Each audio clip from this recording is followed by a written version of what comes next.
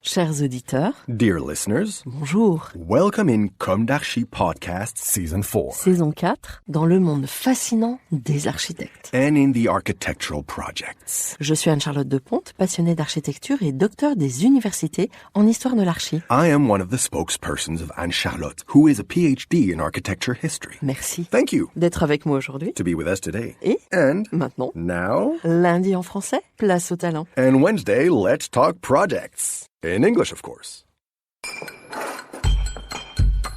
Bienvenue dans Comme d'Archi. Bonjour à toutes et tous, bienvenue dans ce numéro spot, saison 4, épisode 66 en français. Je vous parle aujourd'hui de Norman Foster et de l'Archistar. Du 10 mai au 7 août 2023, Beaubourg consacre une exposition à la figure mondiale emblématique majeure de l'architecture, Sir Norman Foster, prix Pritzker. Occasion pour nous de nous interroger sur la notion d'archistar, une espèce qui semble plutôt en voie de disparition en ce début du XXIe siècle et rattachée à la figure de l'architecte du XXe, semble-t-il. Et pourtant. Mais commençons par parler de cette exposition qui ouvre la semaine même où nous lançons ce spot de Comme d'Archi, exposition laquelle, de nature éphémère, ferme ses portes l'été 2023. Pour laisser quelle empreinte ? Norman Foster a signé une multitude d'ouvrages célèbres dans le monde. Citons le viaduc de Millau, le carré d'art à Nîmes, le siège de la Hong Kong and Shanghai Banking Corporation, ou encore les rénovations du British Museum de Londres et du Reichstag à Berlin. L'exposition parisienne dévoile, dans un espace de 2200 m², les différentes périodes du travail de l'archistar et des réalisations incontournables, dont celle précitée. Et ce, à travers quelques 400 dessins, dont ses premiers élaborés alors qu'il n'avait que 15 ans, des photographies, des maquettes, des prototypes et des carnets de travail.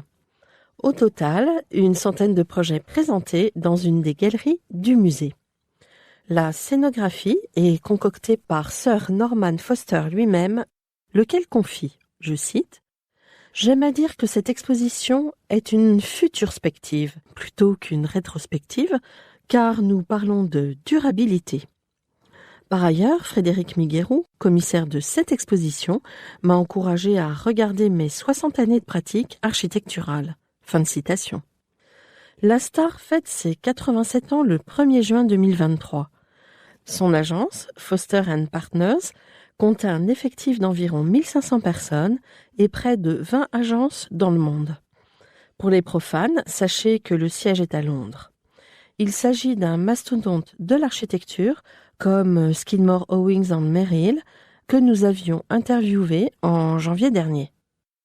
Mais quel avenir pour ces agences géantes ? Maryse Quinton, dans son riche article de juin 2021 pour le magazine The Good Life, nous dit qu'il faut remonter le fil de l'histoire pour comprendre l'ascension du star architecte. En 1985, Norman Foster réinvente le gratte-ciel avec le siège HSBC à Hong Kong, un bâtiment de 44 étages qui témoigne d'un tournant dans sa carrière et qui lui ouvre les portes du succès. Son agence devient une marque internationale.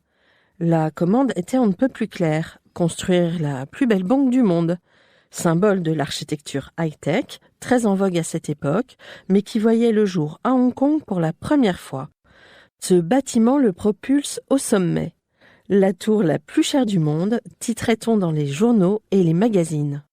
Fin de citation. Certes, la recette des anglo-saxons, c'est la marque, ou le marqueur. En sus, l'image du fondateur d'agence, travaillé, devenu légende, plébiscité par les grands musées du monde. Je cite, « Si à 85 ans, il refuse de fournir son portrait à la presse, on peut le voir sous toutes les coutures sur Instagram, en costume au travail, en short en vacances, chaussé de ses skis de fond, lors des nombreuses courses auxquelles il participe, en train de pêcher ou bouquinant dans sa piscine, sur une bouée licorne géante, précise Maryse Quinton. Une fausse modestie? Ou un sens inné du business? Ou les deux? Et nous, baba, comme si nous avions absolument besoin d'être inspirés par une seule âme, alors que 1500 pros triment derrière. Mais cela a été comme ça dans l'architecture depuis 120 ans. Tous pour un seul, mais aussi un seul pour tous, ou presque. Des jeunes idéologues ont bien sûr créé des collectifs. Chez l'un d'eux, lorsque je m'occupais de leur communication, on m'avait dit « Ton tonton Paul de Ponte fut le premier collectif d'architectes ». Il s'agissait de Lotz de Pont-de-Beauclerc dans cette évocation. J'en doute pourtant, on n'a jamais rien inventé. Baudouin et Lotz, avant, n'en étaient-ils pas, et déjà la forme embryonnaire. Et puis avant 68, on parlait des fameux ateliers. En tout cas, ce compliment que l'on m'avait fait était agréable à entendre, de la part d'un autre collectif d'architectes ambitieux et ne manquant pas de caractère, AS Architecture Studio. Vous savez, ceux qui ont dessiné le Parlement européen de Strasbourg. Nous voyons souvent son hémicycle à la télé, avec ses fameux sièges bleus pétants. AS Architecture Studio, qui a co-conçu l'Institut du monde arabe aussi, avec Jean Nouvel, ça, on l'ignore trop. Mais ce dernier a tellement bien su travailler son image. Il nous a dit récemment qu'il considérait l'architecture comme morte. Celle qu'il a vécue, certes. Et pourtant, tout est à construire, inlassablement.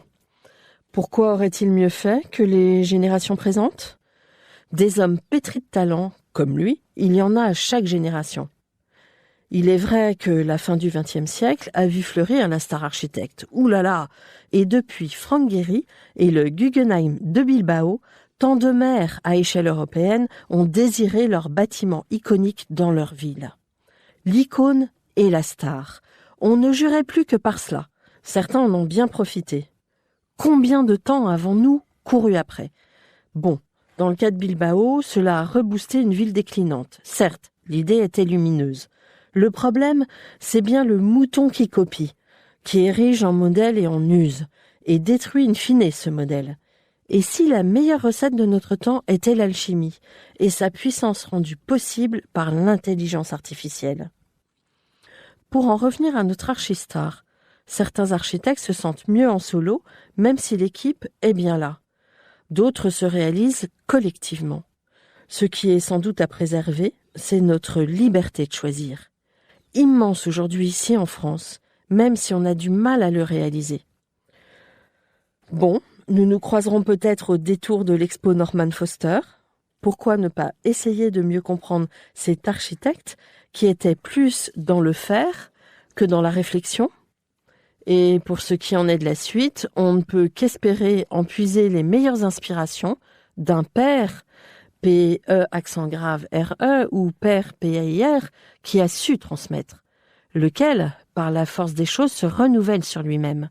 Si hier l'empreinte carbone de Foster & Partners ne semblait pas exemplaire, aujourd'hui les projets sont mondialement en mutation. Belle visite à tous et n'oublions jamais que tout existe déjà. À la semaine prochaine pour un nouveau numéro de Comme d'Archi et prenez soin de vous. Au revoir.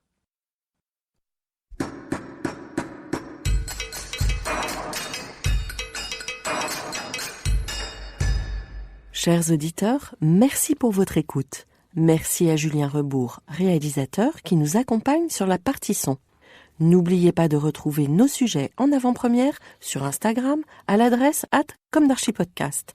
Si vous aimez ce podcast, favorisez sa diffusion en lui donnant 5 étoiles sur Apple Podcast, plus un petit commentaire, ou sur votre plateforme de podcast favorite.